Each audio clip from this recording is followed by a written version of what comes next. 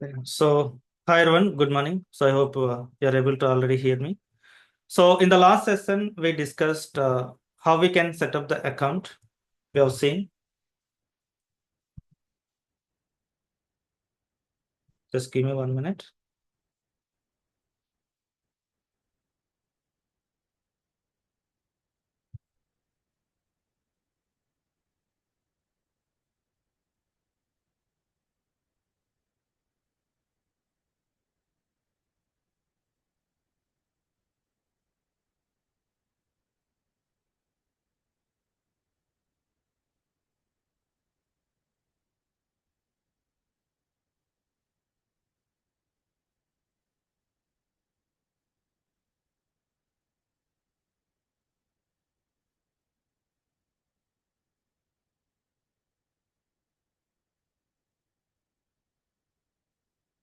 Yeah. So, in the last session, we talked about how we can create a ADLS Gen2 account.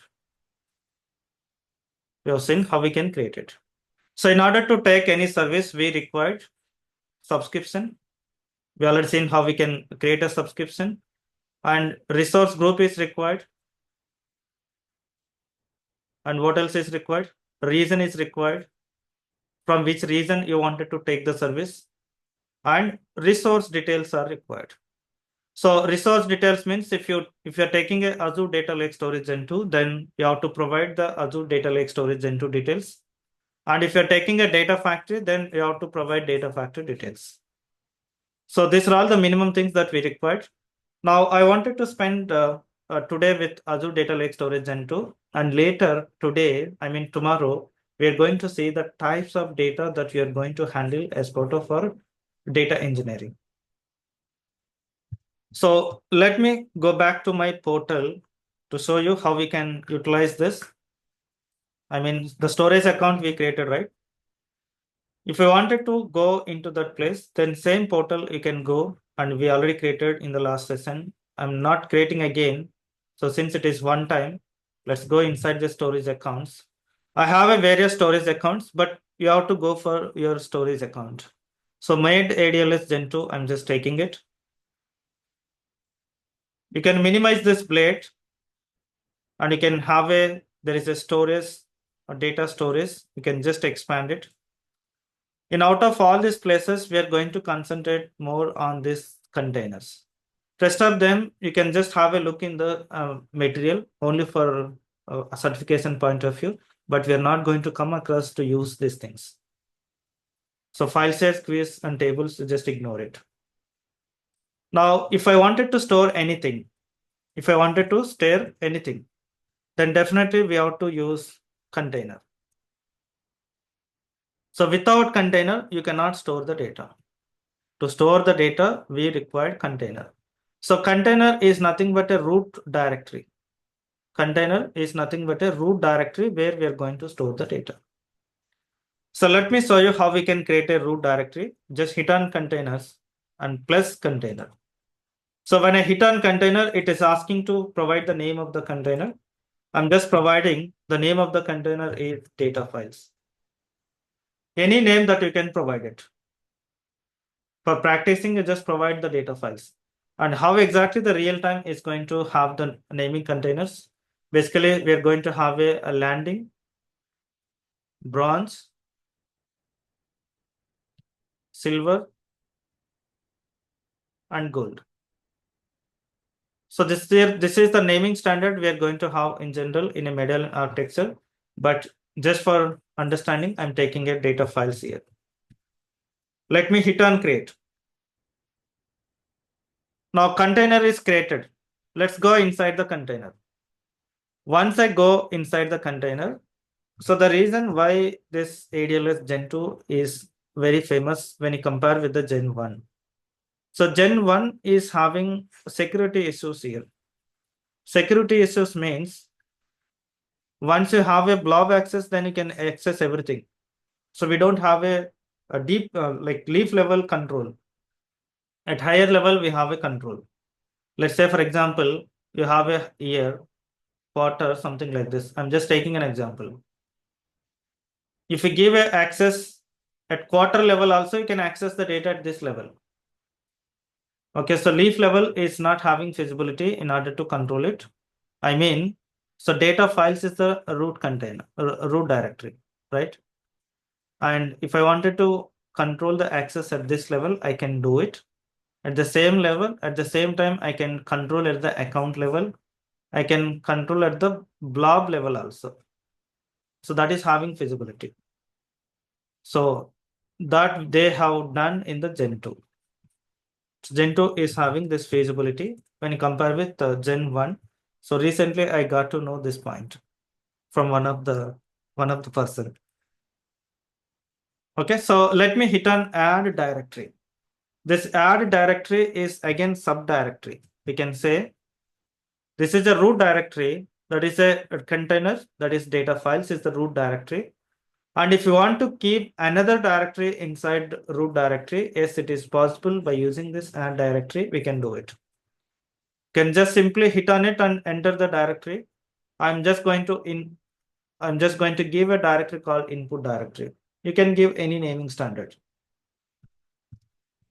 So let me hit on directory. The directory name I'm just keeping input here. Let's hit on save. Let's go inside the directory. As many directories as you want, you can create it. If I wanted to upload the data into this directory, yes, I can do upload with the help of upload. Okay, if you want to upload it, you can do it. By using this upload, you can do it. But manual upload,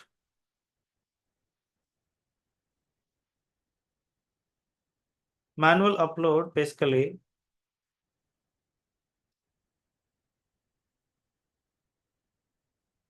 very rare situations you are going to do it. Very rare situation at the time of working. But you need to do practice, right? No one will bring the data and keep the data for you here. But when you go for working, you'll be having a process. Process will take care about it. So process will bring the data to this place.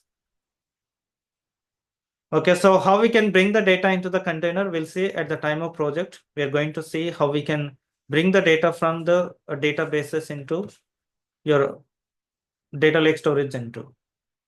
So process means there is a data factory for ingestion, right? I'm saying from the beginning, data factory is used for data ingestion and data orchestration majority places.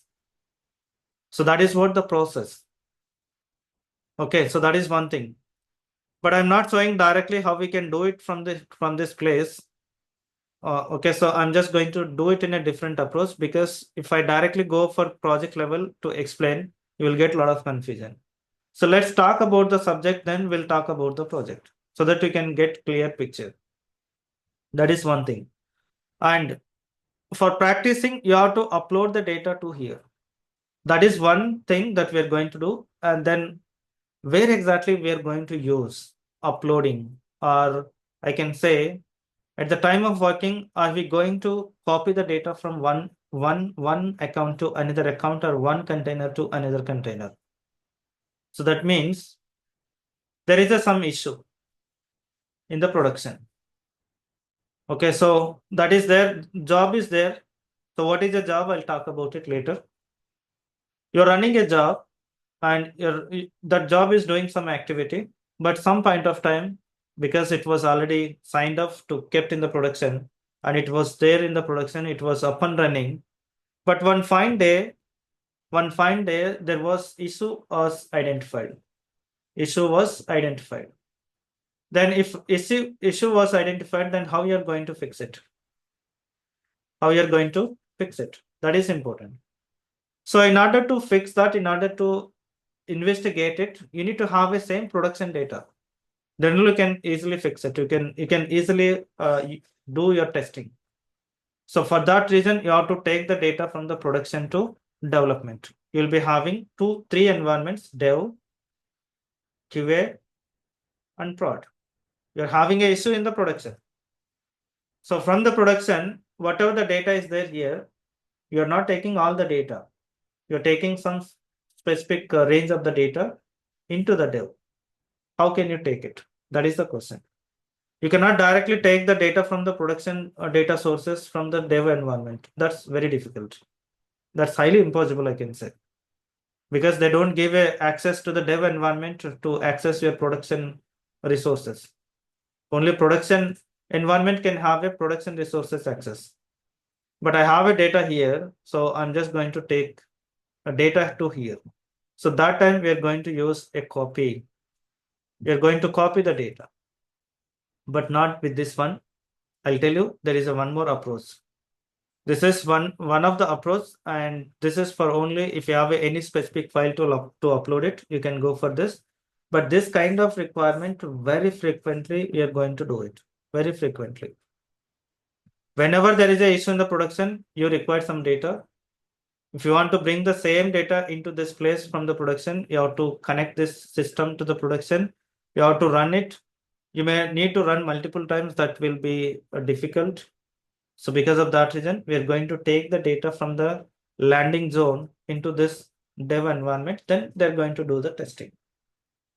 So that kind of issue, again, I'm going to reiterate it at the time of project, how we can handle it. So let me upload a file here. I'm just going to upload the file. How we can do it upload, I'm just going to show you. Let's upload it. Browse the file. I'm just trying to browse the file here.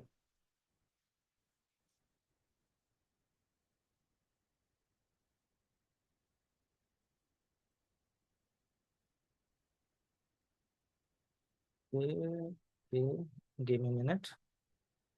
I wanted to see, because I did not kept a file at one place.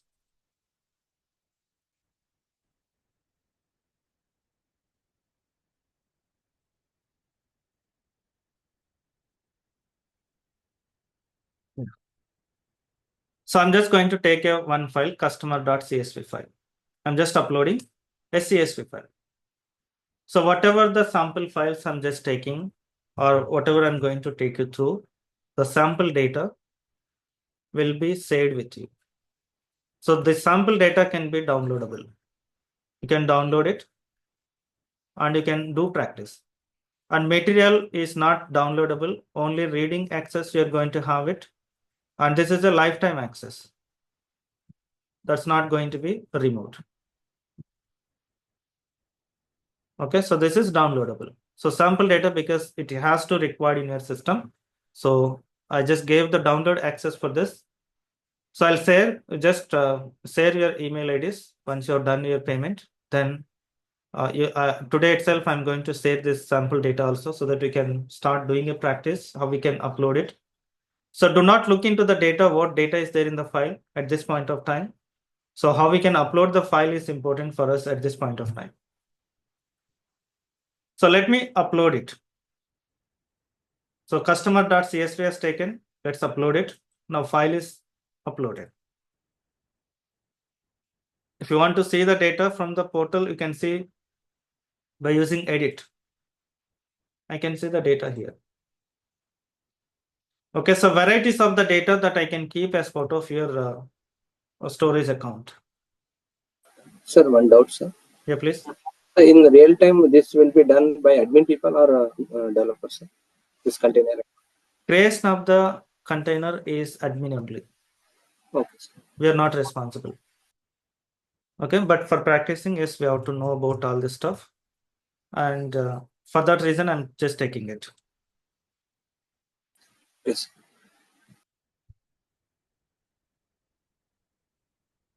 Miss this document. Let me open that.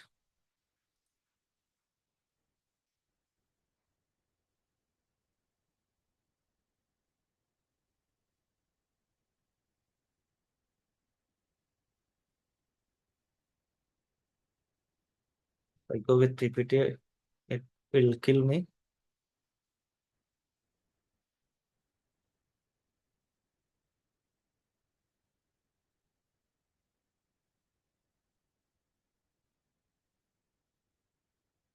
Okay, so I'm just taking you through that particular place so that you can have a look on it. So as I said, when you see this one, I already explained, by using the storage account, we can store blob, table, p, and file share as part of the container. So that is what we have it. But not as part of the container, as part of the storage account, you can store all of them. You can store the blob. Blob is nothing but a container. So we are going to concentrate on this place, not on other places. We don't require to know about it. So what is a blob that I have given basically? Blob account, I told you, right? So blob account is going to be general purpose. So when you read these points, you can easily understand, and you can store the files for distributed access, and you can store the videos, you can store the audios, streaming data also you can keep in the blob, and log files you can keep. The main intention of this is for backup and restore, and disaster recovery will be there. You can archive it. So these points you can understand it. Okay, so we don't need to have much more knowledge on this. What is append blob or blob? We don't need to know about it basically. But since you're going for certification, just one time you just read it. That's more enough. We don't need to know about each and everything in detail. So basic knowledge is required for this. And Azure storage account, how we can create it, that I have shown you. And I told you, we are going to create a container. That container is going to be root directory. We can say how we can create a container I have shown. So storage account is this one. And containers, we are going to have a landing zone or pictures. To keep all the pictures, you can have a pictures container to keep the data. We can have a different container. I just kept a file here, employee.csv or department.json, something like this. This is the blobs. Okay. Now let me talk about the access tiers as part of storage. Just for understanding, I'm just taking. We have a 4 different types of access tiers. You can read them, you can understand, but let me take you through as part of the practically so that you can understand how exactly we're going to have it. Let me create a one more storage account for showing it. Plus create. So I'm just taking a same resource group. I don't need to recreate again. I don't need to create again one more resource group. So the reason they're not going to give access to the developers is because everyone may create a separate resource group also. If every developer is having access on the portal completely, then everyone is trying to create something else. So there will be no control on resources. So because of that reason, this will be handled by the administrators only. This is not going to be handled by us. So resource group is one-time creation. We don't need to create it multiple times. We can reuse it. For all development, we can go with one resource group. For all testing, you can go for one resource group. For all production, you can go for one resource group. So now I'm just using the same 001 resource group to have my services. And I'm just keeping my storage account name again here.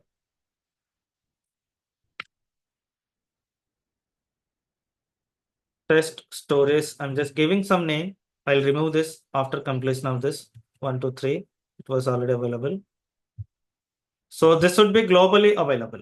The storage account is going to be accessed in globally. So we need to have it unique naming standard. And I talked about the reason. We have various reasons we're having.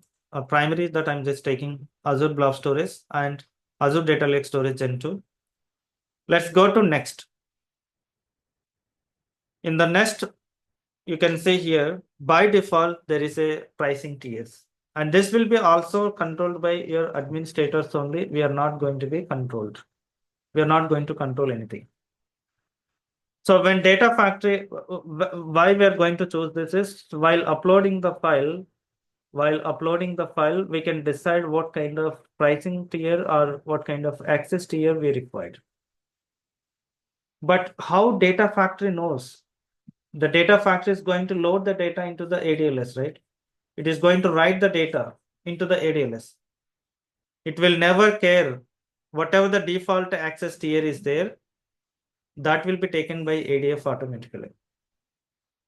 When you write the data into the data lake storage Gen2 by using ADF or ADB, it is going to consider the default access tier.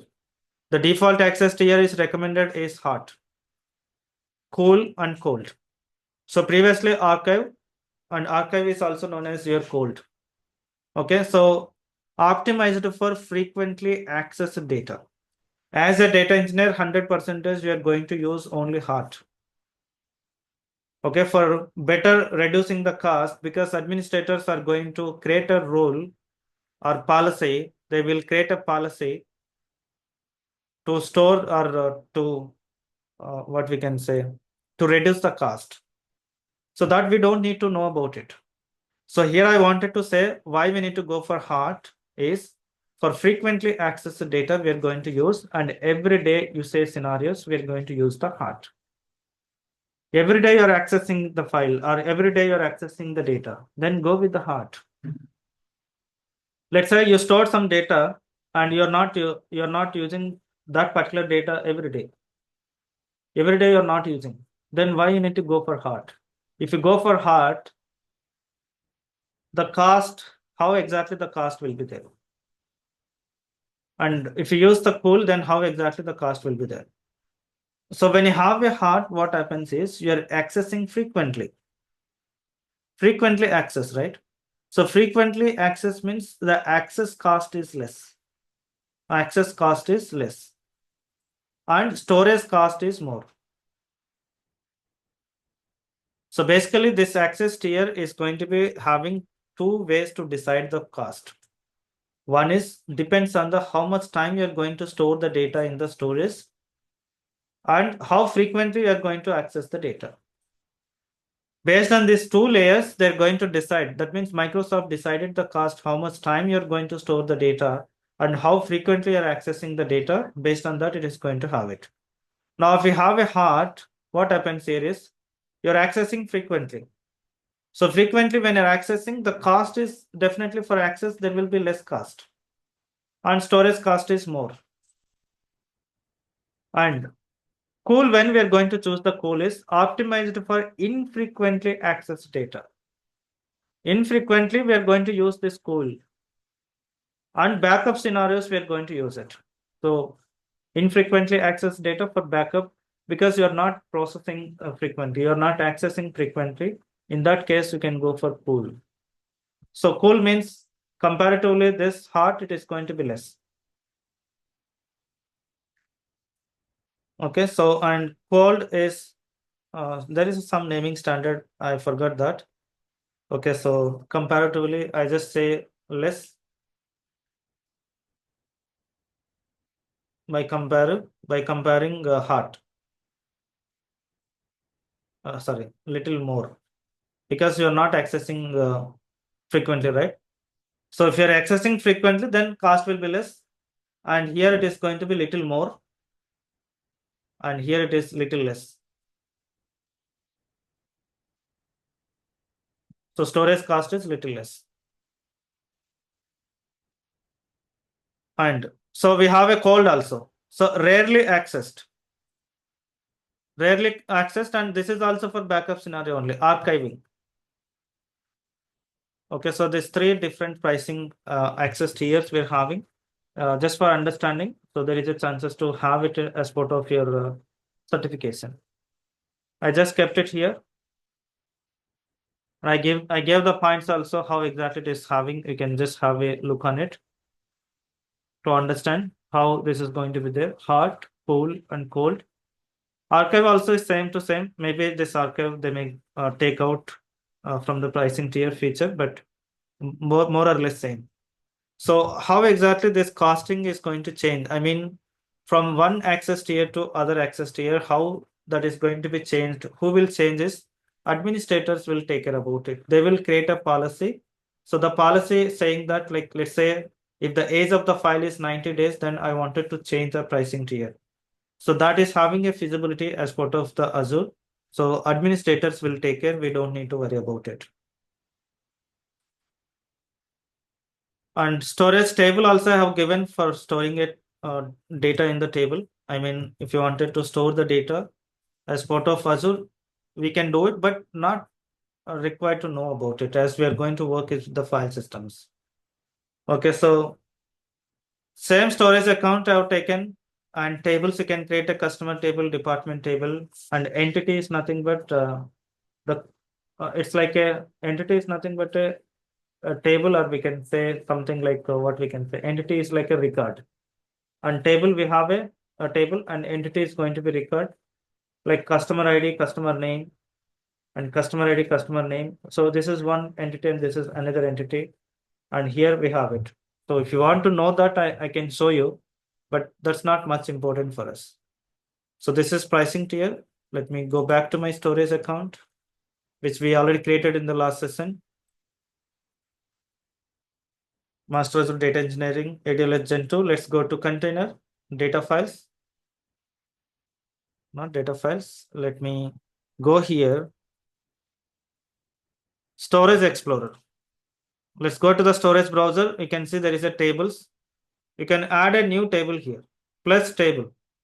The name of the table, I'm just taking employee. Let's hit OK. Let's go inside the table, and then you can add an entity here. So entity, it is asking partition key. I'm just saying P1 is partition key, and row 1 is row key. And add a property. I wanted to keep a employee number, and of type is integer data type. I'm just saying 101. Employee name is a string, and value is Bhaskar. Add a one more property. Location is a string, Hyderabad. So this is one entity. Let me hit on insert. And I wanted to add one more insert, one more entity. So same employee number, but partition key is 2. I'm just taking any partition 1 key, or partition 1 also can take it. And row 2, employee number is 102. Employee name is Raja. Location is Pune. And I wanted to add one more property, that is age. So I can say here 30. Let's take a integer. So number of columns are different, right? For first row, columns are 3 columns. Only first 3 columns are there for first row, row 1. For row 2, I'm just adding one more column. So that means schema. Schema means column names or number of columns. Data types of the columns is known as a schema. So the table is not bounded to the schema. Table is not bounded with the schema. But if you go for SQL Server, we are going to see that is a bounded to the schema. If I say number of columns is 3, fixed number of columns for every row. If I say 5 columns, then 5 columns fixed for all the rows. But when it comes to the data factory, this table is nothing but Cosmos table. Okay, so Cosmos DB also is going to do the same thing. Okay, so this is without Cosmos database, where we can handle the semi-structured data. So if the table is not bounded to the schema, that means it is a semi-structured data. We are going to talk about it very soon. Tomorrow, I'll talk about the types of the data and how Microsoft is going to handle the semi-structured data. Is one of the option is the table storage, and other option is the Cosmos database. Okay, and JSON files, maybe you may hear about it, JSON or XML. These are all semi-structured data. And market is very frequently is going to use this JSON. Okay, so JSON is not going to have a same number of columns for every row. You may have a same, or you may not have a same number of columns. So here also we have a different number of columns. One row is having 3 columns and the other row is having 4 columns. So that kind of data we can call it as a schema, semi-structured data. Let's hit on insert. Now you can see the data here. So it looks like a table here, but this is a semi-structured data. They prepared in that way. Okay, but I don't basically this is not required. Just for understanding, there is a table to store the semi-structure is much more enough, because we are not going to add the data is like this.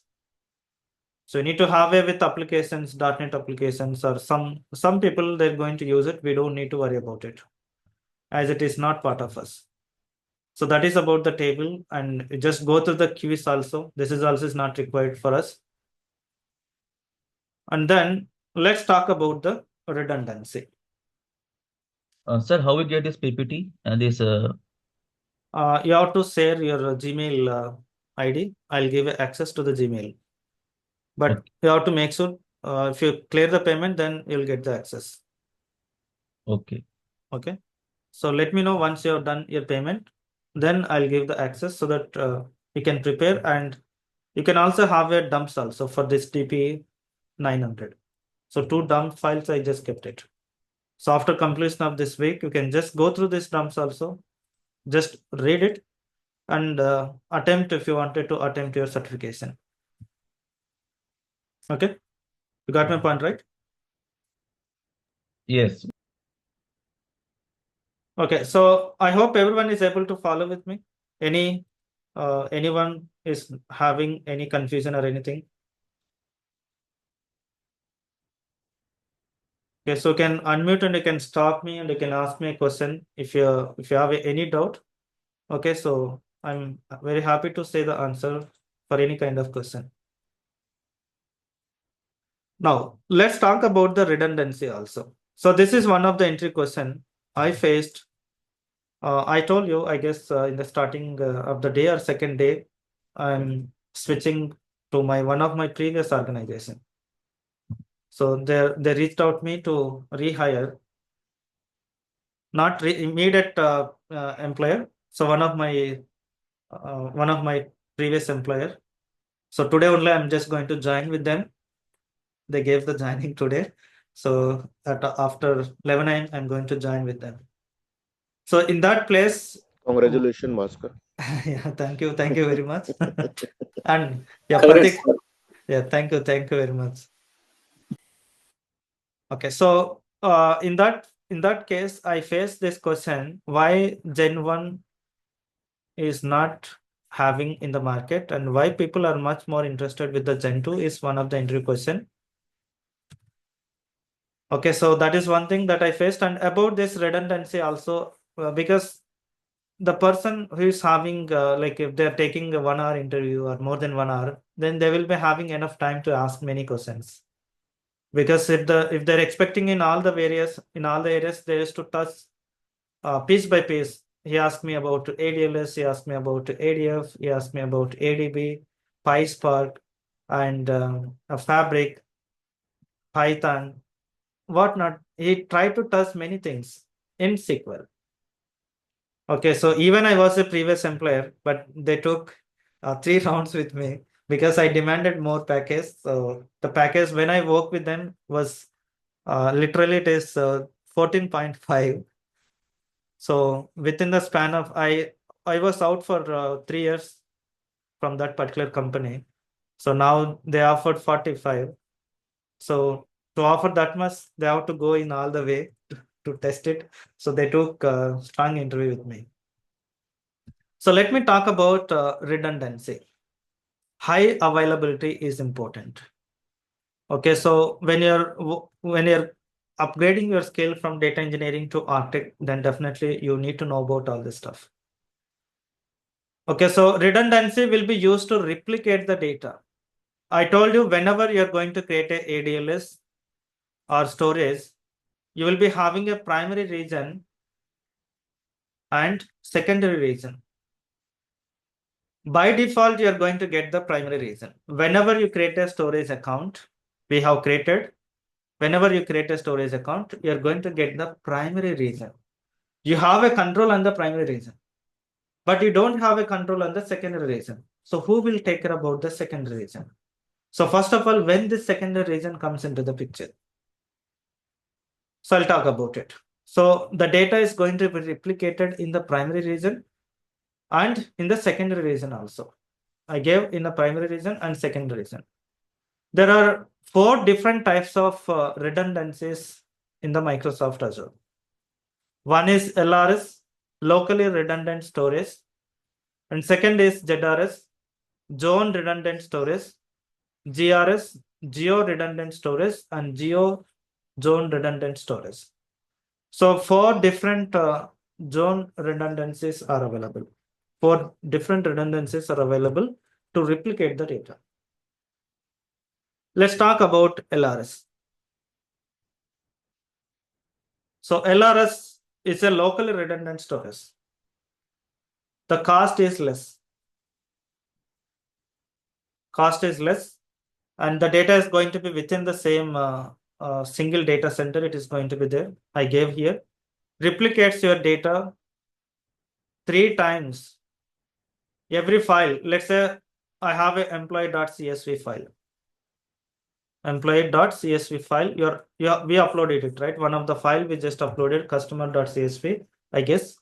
When you upload the file, while creating the storage account, I have taken Central India. So that means primary region is a Central India. In my case, Central India is the primary region. I have a control on the Central India. I mean, I can choose the primary region, but I cannot control the data center because I told you collection of data centers is known as a region. Collection of data centers is known as a region. Okay.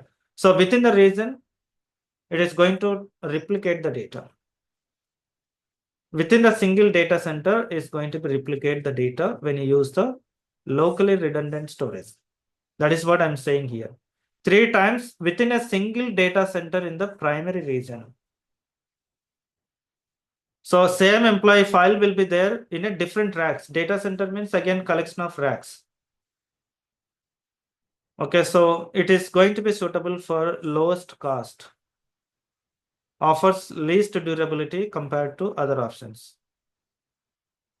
Okay, so if your rack is failed,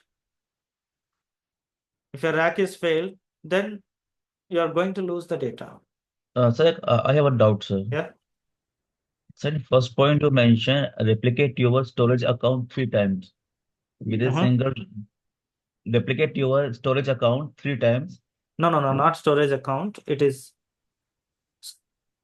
replicate your storage account. Some point is missing here. Yeah. File That's it is. Okay. yeah, file. Yeah. File 3 times within the account. Yes. Okay. Okay. Yeah. So you're uploading the file, and you'll be having a racks. Multiple racks will be there. Within the same rack, it is not going to replicate it. Let's say you can just see how data center is there in the Google image. You'll be having a different racks, right? So something like Almaras. So it is not going to keep in the same place. If one of the rack is failed, you can have a data in other rack. Okay, so if rack 1 is failed and rack 2 is having the same file already. So failure is less chances. If the entire data center is down, then there is a chances to lose the data, right? Because it is going to replicate within the single data center in the primary region. Okay, so that is one of the problem, and basically this kind of approach will be used for government to data. If they have, they're going to keep it. If the policy is not allowing to keep the data out of the region, that means out of the country, then there is a chances to go for locally redundant storage.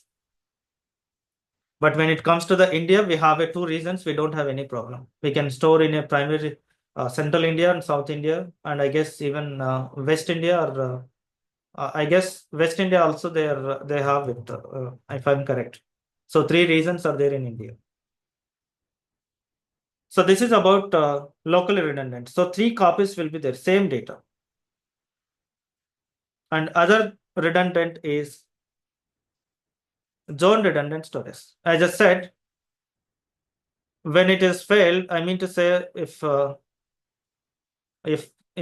data center is if one data center is failed, then you are going to lose the data. Okay, so for that reason we have a ZRS. Okay, so for better understanding, let me explain. Let me take a paint.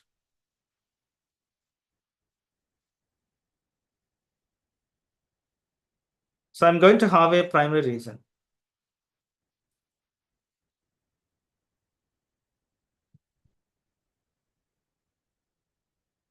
Let me say it is a primary reason.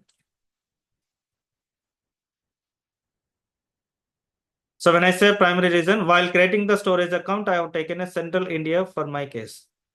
So this note is available in the other PDF file. Okay, so you can see as part of a data factory note. Okay, so the same kind of diagram. So you don't need to worry about it. And secondary reason, I'm going to have it. Let me say it is a secondary reason.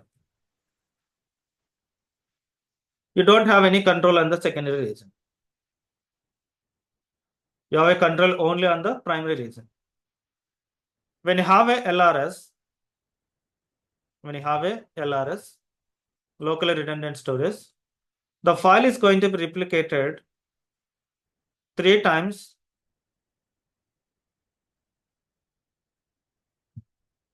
One minute.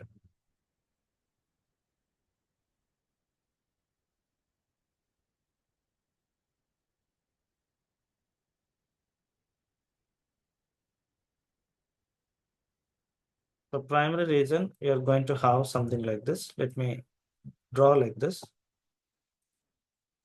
So within the primary region, you're going to have a data centers, right? So zone 1, zone 2, and zone 3 I'm taking.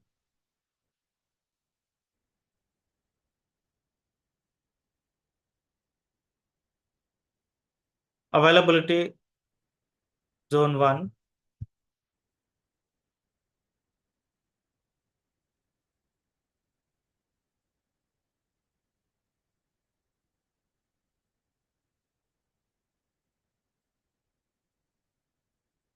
Zone 2.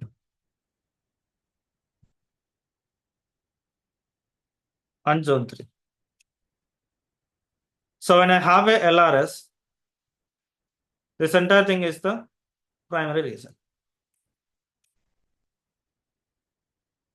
The same diagram you can see in the note also. Okay. Now what happens is when I upload the file here, the file is going to be replicated 3 times in the availability zone 1. So 3 times will be available here itself with the different tracks. So just imagine zone 1 is having one data center, zone 2 is having another data center, and zone 3 will be having another data center.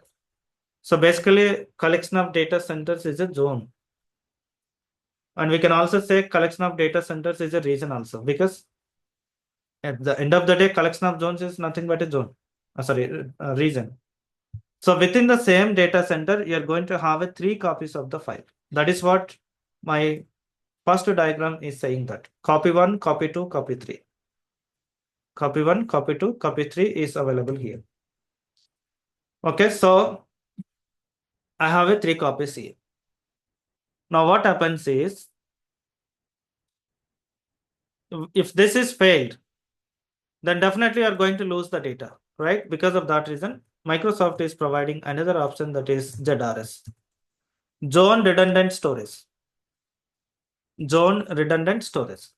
The zone redundant storage is going to have a 1 copy in zone 1, another copy is in zone 2, another copy in the zone 3. So here also 3 copies we are going to have it. You can see here in this diagram also I'm showing in the similar way.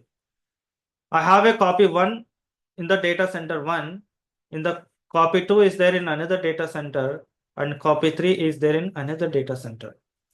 But all this data centers is a region only, multiple data centers. If you go for LRS, within the same data center, 3 copies are there. But when you go for ZRS, different data centers, you're having 3 copies. Number of copies is same, but different places. Okay, so I hope you're following with me. Why redundancy is required is because to avoid losing the data, to make highly available your data. And like just an example, if you have a laptop, if you have some data, let's say you have a photos, you just stored in the laptop. What happens if the laptop is crashed for some reason? Then you're going to lose the photos, right? If you keep the same photos in the external hard disk, Then if the laptop is crashed, that's fine. You can make it repair and you can copy and paste your data here. That means losing the data is less. Now just imagine my laptop also crashed and my hard disk also crashed. Then you are going to lose the data. Then you have to think about some other option. That is how Microsoft is providing. Okay, so zone redundant storage, if the entire data center is down, still you can access the data from data center 2, or even this one also is down, still you can access the data from the zone 3. So that is what I'm having, the zone redundant storage. Bhaskar, I have a question. Yeah. But where is this another data center is located? Is it in the same region or might be in the another region? No, within the same region. Within the same. Within the same region. Collection of data centers is nothing but a region. Okay. Okay. But do they have multiple data centers in the same region? Yeah, definitely. Okay. Definitely. Okay. Otherwise, there will be security issues also will be there. Okay. So we should not know, like we should where exactly they store the data. We are not going to get aware of it. Even Microsoft also not aware of it. I mean, they don't have any control on it. In which data center they store the data. That's not easy to get it. Okay. Okay, and the data is going to be for highly availability. We're going to use this. Okay, and if the business requirement demands to, like, if the entire region itself is gone, you just imagine in this case, there is a chances to fail this entire region also. If you remember, the South India affected. If you're having a data center in South India, I mean primary region, then if the entire South India is down for some reason, then definitely you're going to lose the data, right? So to avoid it, Microsoft is giving another redundancy option. So we have to replicate the data across the regions now. Previously, we replicated that data across the data centers. Now we are going to replicate the data across the regions. Okay, so we have a geo redundant storage. Geo redundant storage, when the moment to see the geo in the world or in the redundancy, make sure there is a primary region and secondary region. Primary region and secondary region, both regions are available. Okay, so in the region 1, I mean in the primary region, the data is going to be replicated in LRS. You can see here 3 copies. 3 copies are there in the LRS. And in the secondary region also, you are having a LRS only. Here also we have a 3 copies. How many copies total? 6 copies. Okay, because this is a geo replication.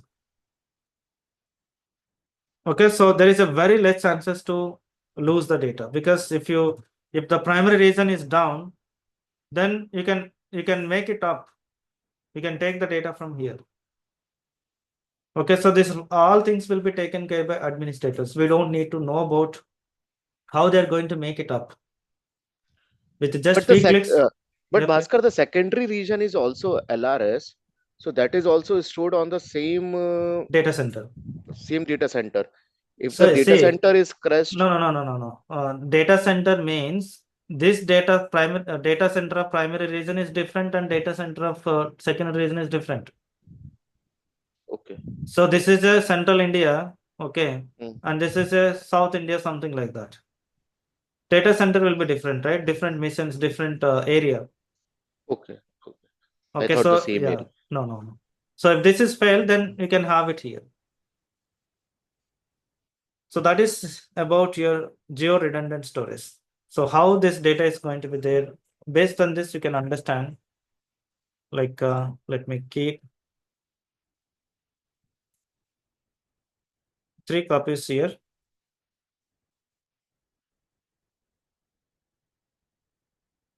And the same 3 copies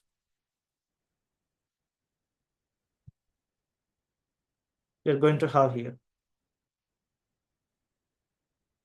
This is GRS, geo redundant storage. We have a chances, right? still there is some chances to lose the data, but highly impossible. In my project, we are using GRS only. So there is a GZRS also. That means geo zone redundant storage. So which means we can have a 1 copy here, 1 copy here, 1 copy here, and 3 copies here. This is 3 copies, sir. The secondary region always LRS. No other option. Only in the primary region only we have a ZRS. Here 1 copy I can keep, 1 copy here, 1 copy here, and here it is always LRS only. So in that way also we can keep it. That is what it is having GZRS. You can see here. The diagram says the same way. So ZRS plus LRS is geo zone redundant storage. Okay, so data is going to be written in this particular place synchronously. So just go through these points and same to same. Automatically it will be taken care. We don't need to do anything from our side. So this is about redundancy. Clear? Any question as of now? Bhaskar, but most of the companies for GRS, they keep it outside of the particular region most Yeah. of the time. Like if it is central India, then they keep another one like in the US or something. No, That if something, not like that. We don't have any control on the secondary region. okay, That decides by Microsoft itself. okay, So the secondary region always will be taken nearest location of your primary region. And between this, definitely we'll be having 1,000 kilometers away, or thousands of kilometers away, or hundreds of miles away, I can say. Mhm. Okay, so we have a control on it, but we don't have a control on it. You may think that primary region I take central India and I'll go for second region is USTS. Is not possible. You don't have any control on it. The secondary region is not controlled Yes, by, us. not even by admin. Of course, not even by admin. By Microsoft, automatically it will be assigned. Okay. Because that is for only backup purpose you're taking, right? So they don't want to give a control on it. Okay. Okay, so that is one thing. So tomorrow I'm going to talk about this data and its formats. Like we're going to have a varieties of the data, how we can have it, because this is very important for data engineers. What kind of data we are going to handle it. So, sir, so Yeah. pricing depend on means LRS or GRS means how much it will cost and less price, more price. Definitely will be there cost changes also. We have a cost calculator basically in the let me show you. Basically, administrators will use Azure Resources Calculator.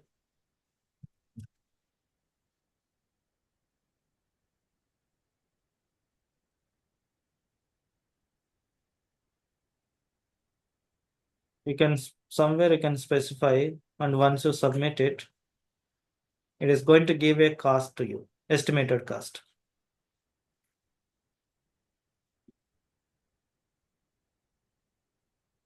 Not sure exactly where it is, but we have a option. So, sir, Okay. billing for LRS, I think low, and billing for ZRS will be more than LRS. Yeah, definitely. Let me give in that way then. So basically, if you go for LRS, cost will be different, right? Because the data are there within the same region, same data center. So performance is faster and network charging will be less because data is not moving out of the data center. Within the data center, you're having it. When data is moving from one data center to another data center, it's not going to pass without network, right? So network charges will be there. Only network charges. But storage format, everything is same to same. Okay, you got my point, right? Okay. And I wanted to just give how we can access this storage account. We created a storage account here. Are we going to access the storage account with browser? That is the question. Are we going to access the storage account with the portal? So portal access, we may not have as a developer.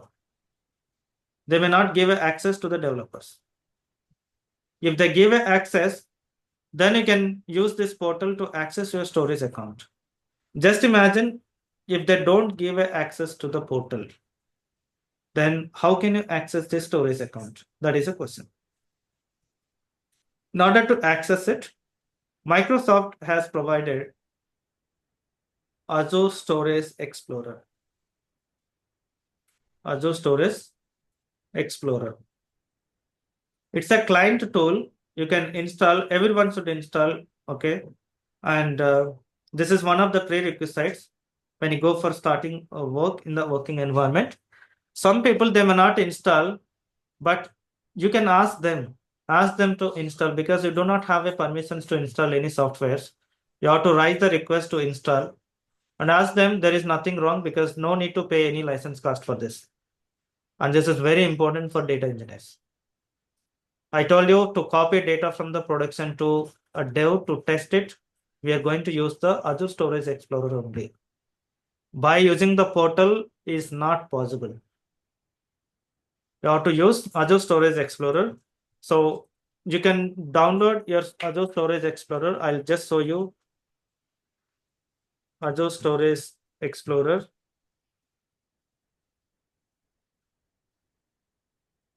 So what is the purpose of this? As I said, we have a manage your storage, Azure cloud storage resources from your desktop. You can install in your desktop and you can access it from the desktop. So I always recommend to go with this. Okay, so this is one approach. And if you have a Databricks, and you can also write a commands to see how data is there. And you can also write a commands to copy data from one place to other place. But it is little difficult if you, because we are going to have a part files.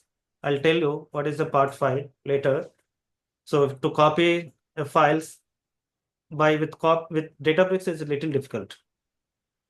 If it is a straightforward file name, that is fine. But if you have a part files, then it is difficult. I always recommend to go with the Storage Explorer. It's a free of cost. You can install in your system. Let me hit on get started with Azure. I guess it is there here only. Let me hit on it. Not this one. In the down, let me come down. Where is the download? Yeah, here it is. Download. So download Azure Storage Explorer. You can have other operating systems also you can use accordingly. For Windows, you can go with this one and then install it. Installation is very simple, is not difficult. Now I wanted to connect my Storage Explorer for practicing, right? So how we can connect with the Azure Storage Explorer, I'll show you on tomorrow. Just install this one and create a storage account. So I wanted to have a storage account in everyone's subscription. You don't worry about it. For storage, cost is very less. Okay, so even if you see my subscription as I'm using a paid subscription, just for understanding, I'm giving this particular subscription is getting used by 2%. So the price is little more, you can feel. And I'm using this subscription. I mean, this mostly more than 8 hours we're using both together. So the cost is something like that. So you will be having not more than 500 if you follow my guidance. If you see the cost analysis here, we can just have a look here for storage. How much cost is taken here? Just 46 rupees for almost for 1 month. So having a storage account is not a big deal. You can just have it. The cost is majorly for my SQL Server and Azure Data Factory, because there is a data flow is going on in the sessions. So because of that reason, the cost is little more. And Databricks cost is expected cost is because I explained a project for one of the team. Okay, so you can create a storage account and you can keep it. and we'll see how we can connect your storage account from out of this portal. That is the real time. How exactly we can do it, we'll see in the next session. I'm stopping here. If you have any question, you can ask me. So this storage account is for developers as well as for clients, sir. Clients are not going to use it, only for developers, and Developers. of course, reporting developers will use. Okay, sir. Yesterday PPT was pending, sir. No, it is there. DP700 is there. Entire DP700 is there. Oh. Okay, all the things are there in a single file only. I don't want to split it, so I kept it in a single file. Okay. Okay, it is there. Just open it. You can have a look on it. Okay. Okay, then. Any question before stopping? Yeah. So we'll see on tomorrow. The types of data is important for data engineers. We'll see what kind of data we are going to handle, and then followed by what services are there to handle these varieties of the data. Okay, so by this weekend, we are going to complete this DP 900. Then from Monday onwards, we're going to start actual data engineering services. To go for Azure data engineering, first you have to know about the DP 900 to attempt DP 700.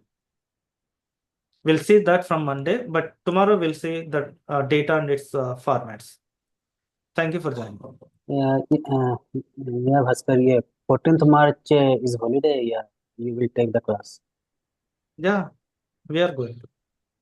Okay, because Otherwise, this DP 900 will not complete. So my target is 1 week for DP 900. you are not celebrating Holi. After that, we'll celebrate. Okay. Okay. Okay. Yeah. Thank you very much. We'll see you tomorrow. Thank you, sir.